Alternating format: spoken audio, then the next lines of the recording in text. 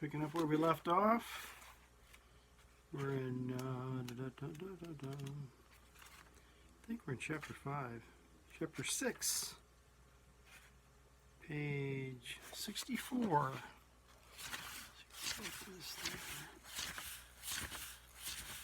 That's quite a chunk.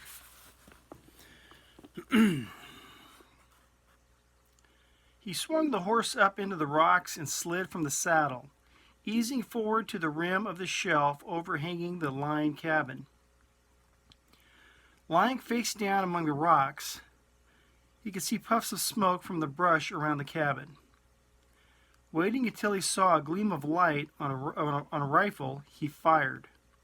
Almost instantly, a man some distance away leaped up and started to run for a boulder. Swinging the rifle, Rock snapped a shot at him and the man went to his knees, then started to crawl for shelter. A rifle bellowed down below and a shot glanced off a rock, kicking splinters into Bandit's face. He eased back and worked down the slope a bit, studying the situation below. One man at least was wounded. Suddenly a horseman leaped a horse from behind some trees and, dragging a flaming mass of brush, raced toward the cabin. It was a foolhardy thing to do, but instantly Bandit saw his purpose, for the rifle fire had attracted Bat Chavez to the other side of the cabin.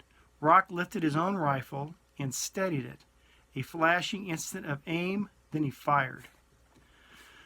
The horseman threw up his arms and toppled back off the horse right into the mass of flaming brush. He screamed once, horribly, then rolled clear, fighting the fire in his garments and dragging himself in the dust.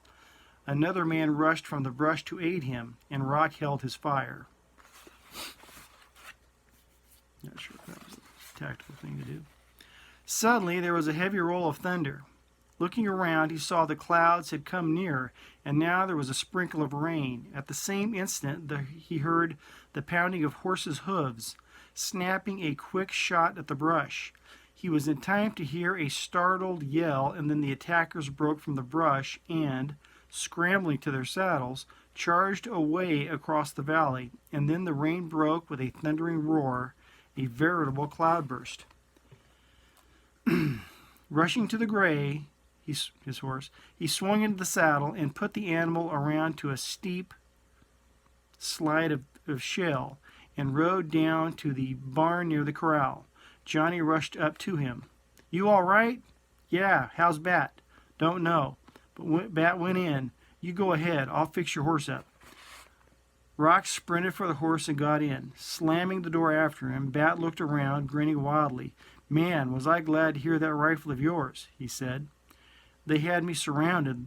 Lou wanted to get into it, but I was afraid his wound would open and start bleeding again. Well, we drove him off. You get anybody?" "Scratched a couple, maybe got one." "You got one that first shot?"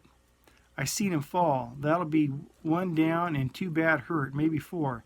Looks like we come out of that on top."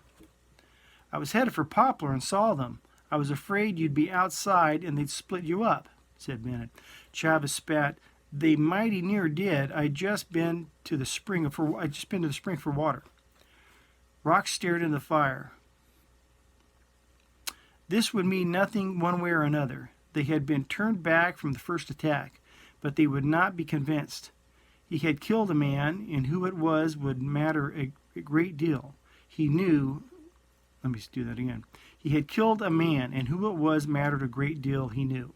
Certainly, if it was another of the settlers, he would have small chance of selling them on quitting. Yet he was just as resolved now as before the attack. This thing must be stopped. It was never too late to try. The rain was roaring upon the roof, a full-fledged cloudburst. They would never expect him in a flood like that. They would be inside and expecting everyone else to be there too. If he circled around and came down the canyon, it would be the best chance. If they were keeping watch at all, it would be from this direction.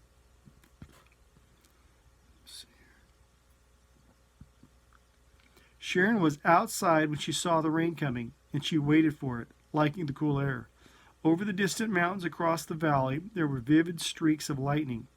It was already storming there, and a frightful storm by all appearances.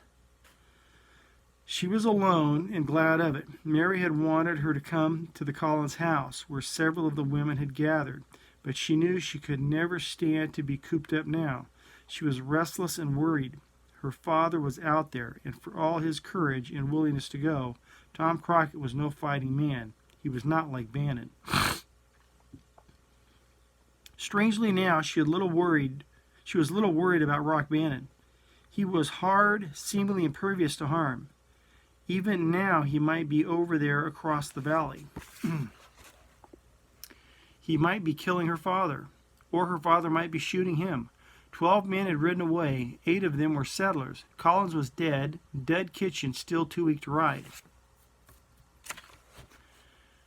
But the others had gone to a man, Mulholland, Satterfield. Hang on. Dead Kitchen still too weak to ride. But the others had gone to a man. I think I butchered that sentence. Let me see here. Mulholland, Satterfield, Pagones, Lamport, Purcell, Olson, and Green, and of course her father. Then the rain came, a scattering of big drops, then the rolling wall of it. She turned and went inside. There were a few places where the roof was not too tight. Excuse me. She put pans under them and lighted a light which she put on the table near the window. Her father's leg was still not too strong, and it worried her to think he was out there in all of this.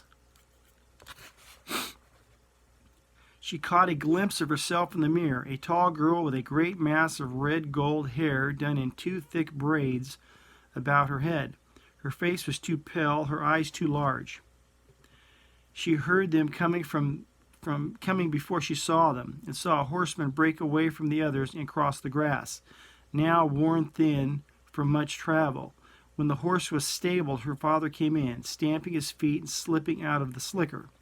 His gray hat was black with the rain, and she took it close to the fire. The coffee was ready, and she poured a cup, then went for a bowl to get some soup for him. He sat down at the table, sat down as suddenly as if his legs had been cut off, and she noticed with a sudden qualm that he looked old, tired. His eyes lifted to hers, and he smiled wanly. "Guess I'm no fighting man, Sharon," he said. "I just wasn't cut out for it. When that man fell into the flames today, I nearly wilted." "Who was it?" she asked quickly. "One of our men?" "No, it was a teamster. One of the bunch that hangs around the saloon. His name was Osborne.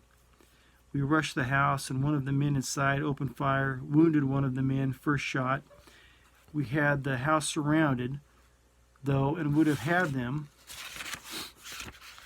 in a few minutes, but then someone opened up on us and from the cliff. It was Bannon, I'm sure of that. He killed High Miller. Got him with his first shot, although how he saw him I can't imagine. Then he wounded Satterfield, shot him through the leg, about like I was.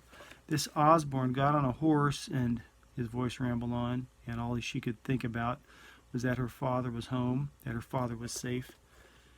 But his voice died away, and he was eating the hot soup, she said. "And Bannon, was he hurt?" "No, he wasn't hurt. He never seems to get hurt. He's a hard man, Sharon." "But a good man, Father," she said suddenly. "He's a good man. Oh, I wish things were different." "Don't think it, Sharon," her father said, shaking his head. "He's not for you. He's a wild, ruthless man, a man who lives by the gun. Collins is dead, and by one of this man's friends, and they'll never let up now, nor will we. It's a war to the end." "But why, Father? Why?" Sharon's voice broke.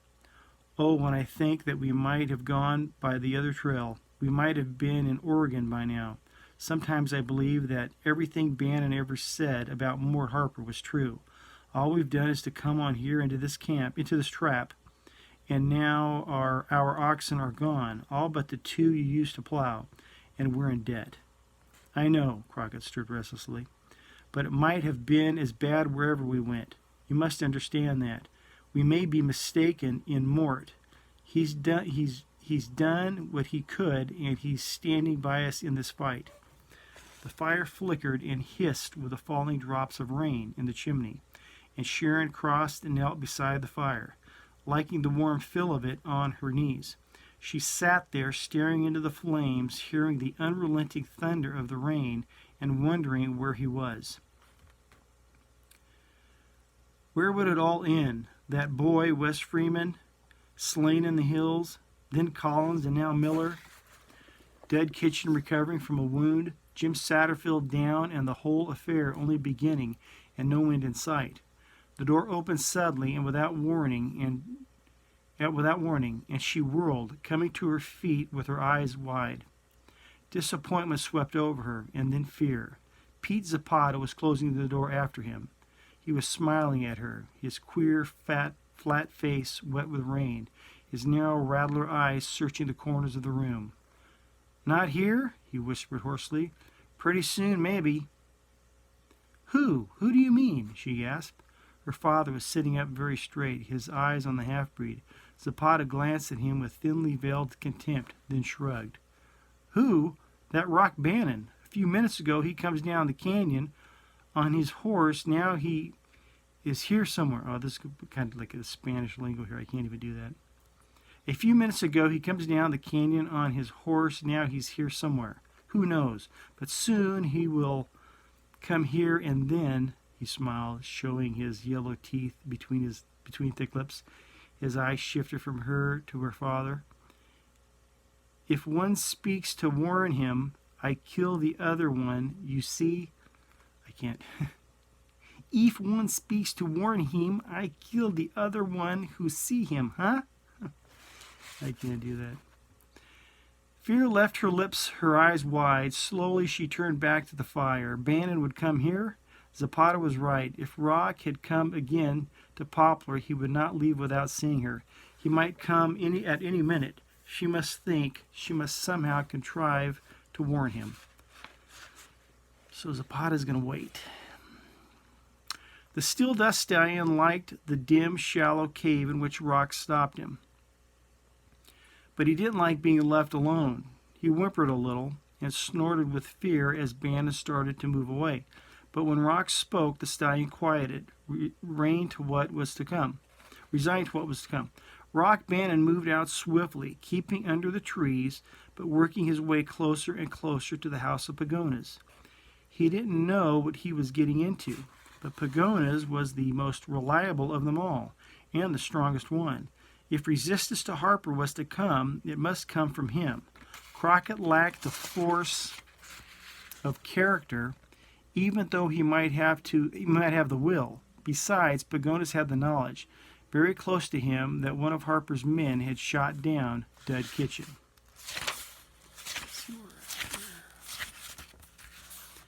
Pagones hadn't chosen his son-in-law. Mary had done that for herself.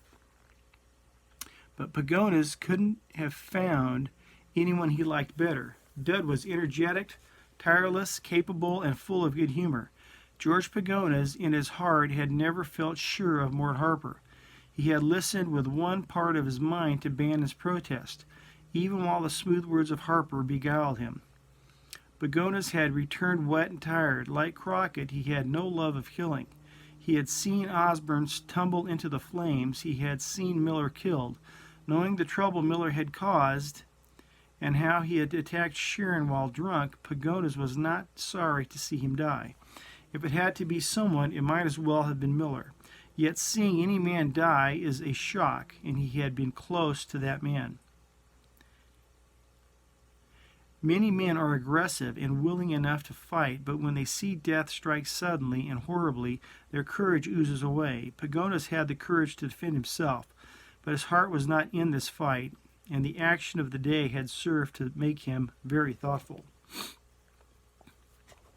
Something was worrying Dead Kitchen. He had been noticing that for several days, yet there had been no chance to talk to him when the women folks were not around. He felt the need of talking to him now and got up and went into the room. He was there beside the bed when a breath of cold air struck him and he heard a startled gasp from his wife. Gun in hand, he stepped back to the door. Rock Bannon was closing it after him. He turned now and looked at the gun in Pagona's hand. Bannon smiled grimly. Well, you've got the drop on me, Peg. What happens now? What do you want here? Pagonas demanded. Sternly. Don't you know that if you keep coming back, they'll kill you? Just so it isn't you, Peg, Bannon said. I always reckoned you a friend. Pagonas holstered his gun. Come in, he said. I take it you've come to talk. Mary and her mother stood facing him, their eyes shining with apprehension. There was a scuffling of feet from the other room, and Dead Kitchen was in the door. Howdy, he said. They'll kill you, Rock. I heard Zapata say he was after you. He said he was going to get you next. All right. Rock dropped into a chair, his right hand holster in his lap, the ivory gun butt near his right hand. His dark blue shirt was open at the neck, his leather jacket unbuttoned. The candle and firelight flickered on the bright butts of the cartridges in his twin belts. Dud's face was very pale, but somehow Rock sensed that Dud was glad to see him, and it made him feel better, and made the talk come easier. Pagona's cheekbones glistened in the firelight, and his eyes were steady on Bannon's face as he waited for him to begin. It was very still in the room. A drop of water fell into the fire and hissed itself into extinction. Mary stooped, her freckles dark against the pallor. Mary stooped, her freckles dark against the pallor of her face, and dropped a handful of small sticks on the fire. Peg, Bannon began slowly, I've never wanted this fight. I don't think you have. I don't think Crockett did either, or Dud here. There's no use me trying to talk to Tom. He's a good man, and he knows what he wants, but he hasn't force enough to make it stick. He couldn't stand against Harper. There's only one man here can do that, Pagonas, and that's you. Harper's my friend, Pagonas said evenly. He led us here. This is his fight and ours. You don't believe that, Rock said. Not down inside you don't. Colin's death brought you into it. That made it your fight and Crockett's fight. The truth is, all you men want is homes. That's what your wife wants and Mary. That's what Sharon wants too. That's what Cap wants and the rest of them. What Mort Harper wants is land and power. He intends to have them, no matter who dies or when. I've been here before to try to stop this trouble. I'm here again now. One of our men died first, and he was a good boy. He was murdered, Pagonas, murdered as no man in the wagon train would kill any man, not even an Indian. Purcell didn't like me, neither did Lamport. Cap was your leader, but he listened too readily to that glib tongue of Harper's. Says Bannon. We all did, Dud said. I listened too. I listened for a while anyway. Mary moved up behind his chair and put her hand on his shoulder. He looked up quickly and she smiled. Get to the point, Pagonas said. All that Bannon said was true. He knew it as well as Rock. He had listened to Harper, but secretly he had always been afraid that Bannon was right. He had been afraid of this trail. There might be a way out yet, but it had to be a way. They had no oxen now. They had no money. They were here, and they could not escape. Rock leaned a hand on his knee. Pagonas, my boys say they didn't kill Collins. Dead Kitchen drew in his breath, and Mary looked at him in sudden apprehension. What's that you say? Pagonas demanded. I repeat, I talked to my boys, and they say they didn't kill Collins. Bat Chavez couldn't see anything but Zapata, Stark, and Murray. Weren't even facing toward Collins then. They say they didn't kill him. There was a lot of shooting, Pagonas said. Anything might have happened. That's right, Bannon agreed. But my boys don't think they shot Collins. And that leaves a big question. It doesn't leave no question for me, Dud flared. Suddenly, I saw that wound of Collins. He was shot in the back. Pagona's face hardened. He stared down at the floor, his jaw muscles working. Was nothing ever simple anymore? Was there nothing on which a man could depend? How had he got into this mess anyway? What should he do now? Who do you think? He asked. You mean Zapata? Their eyes were all on Rock Bannon, waiting tense. No, he said. I mean Mort Harper. He got up and moved restlessly around the room. But that's crazy, Pagonas leaped to his feet. What would be the object? Is there any reason why he would kill a man on his own side? You know the answer to that as well as I, Bannon said. He got up too. He wanted you in this fight, and that was the only way he could get you in. Purcell and Lamport were fire eaters. They were in, but they weren't enough. He wanted the rest of you, the good, sober, industrious citizens, the men whose reputations at home were good, the men who would look honest to the military if they ever came west. I saw that wound, Kitchen repeated. Collins was killed with a small gun with a flat-nosed or split-end bullet. Who has such a gun? Pacoda said. You all know that Harper carries a dragoon, like the rest of us. In sight, he does, Bannon agreed. Ward Harper may pack another gun.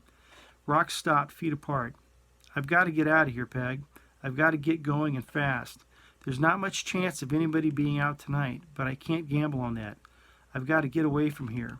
But this is the last time I'll come. I've tried to tell you about Ward Harper for a long time. You've got your last chance to break away, because I'm telling you that if you don't break away, there won't be a building standing on this ground within 48 hours. Oof. Pagona's head jerked up. Is that an ultimatum? You bet it is, Bannon snapped. If I'd let Bishop have his head, you'd have all been out of here long ago.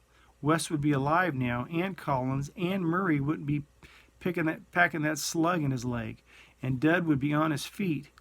If I'd not kept Bishop off you, he would have faced you with 40 armed men and ordered you off before you had a stake down for a foundation of land, or for a foundation laid.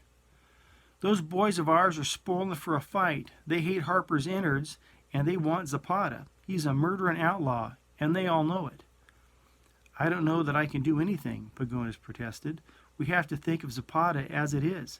Harper's the only thing that keeps him and those teamsters off our places and away from our women anyway. Rock Bannon started for the door. With his hand on the latch, he turned, sliding into his slicker. You step aside and there won't be any Zapata or his friends, he declared. We'll wipe them out so fast they'll only be a memory. We just don't want to kill good people. You can keep your places. We let you come in, and we'll let you stay. He turned and slipped out the door into the rain for an instant. He hesitated, letting his eyes grow accustomed to the dark. Rain fell in slanting sheets, striking his face like hailstones, and rattling against his oilskin slicker like on a tin roof. Water stood in puddles on the ground, and when he stepped down, a large drop fell from a tree down the back of his neck.